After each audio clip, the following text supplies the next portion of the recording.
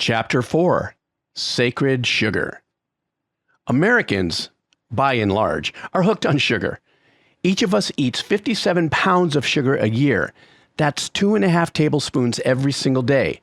That's the highest sugar intake in the world. When sugar was introduced to the West by crusaders returning from the Middle East, it was treated as a mind-altering drug, according to some sources. In London, sugar would be carried in small, decorative vials like snuff boxes and doled out like lines of cocaine. Sugar blasted a virgin nervous system to an uplifted buzz, a heightened wakefulness, dialed in and ready to roll. In the context of our journey to joy, I'm talking metaphorically about taking several hits of sacred sugar a day. When I received the Tibetan nature of mind transmission for what I'm calling sacred sugar, we were asked to place Post-it notes with the initials TGS on them to interrupt our busy minds. TGS is an acronym for the Tibetan Tomalgi Shepa, ordinary mind. It refers to the nature of your being and is shorthand for compassion, wisdom, and bliss. We placed these notes in our medicine cabinets, on the steering wheels of our cars, in our wallets and purses.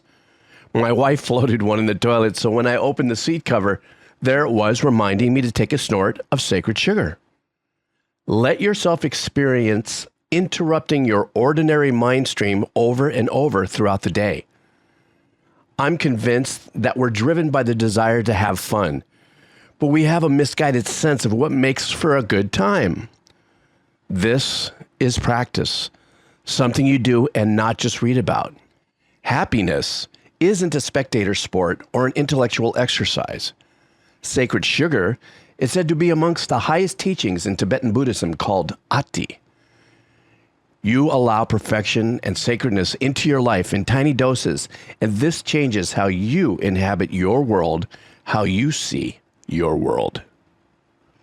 Start by connecting your body. Take a few seconds and allow mind and body to attune to one another, like old friends meeting. Then let go and instantly melt into the world before you. Doing this sweeps out how you normally hold yourself separate from the world and mind separate from body. The certainty of your self-image and the iron curtain separating you from out there instantly melts away. Dissolve into space as sugar dissolves into water. Try it now. Let the rigidity of seeing out there from in here melt for just a second. For a second, lose or let go of yourself. This mind-altering practice can feel disorienting, as though your ears are being lifted and your head is opening towards heaven. You may actually feel a sense of vertigo or a slightly spinning disorientation. Erase the boundary between inside and outside and relax. If you feel a bit of tender elevation and a slight loss of control, you're on the right track. It happens fast, like a blast or a melting, and you get a glimpse of truly belonging. For just a moment, the phenomenal world is not at arm's length. The thinking mind takes a back seat, and you open your heart to whatever's in front of you. Now ask which you like more, keeping the world out there at arm's length or melting into the universe itself. Then smile and say, son of a gun, carrying this heavy concept of me against the world is a lot of work. The spiritual path is neither heavy nor grim. Its characteristic is luminosity. The practice is like the moment in the movie Avatar when the Navai hook up tails. Woo-wee! A sudden shift in reality.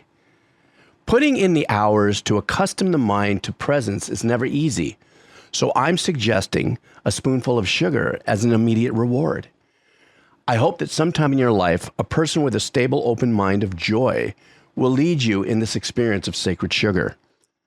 But until then, give it your best shot. Try it. This practice gets the mind used to dissolving the boundary of you and what you see out there. You could say this is getting the brain used to unlimited openness and freedom. Here's a fun background exercise for sacred sugar practice: enjoying the sweetness of life.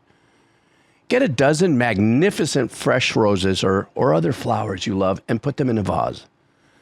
Place the vase about 4 feet in front of you and simply admire the flowers. Talk to them about how beautiful they are and how they improve the quality of your life, how they uplift you. Absorb their beauty and appreciate their gift to you and the world.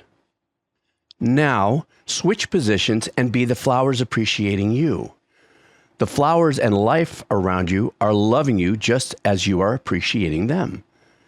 Feeling how interconnected we are can be too much to take all at once. It's common for tears to flow. And it's okay if you're able to admire the flowers and then not feel worthy of the flowers admiring you. You might even feel embarrassed, sad, or angry. Watch what comes up and be curious about it.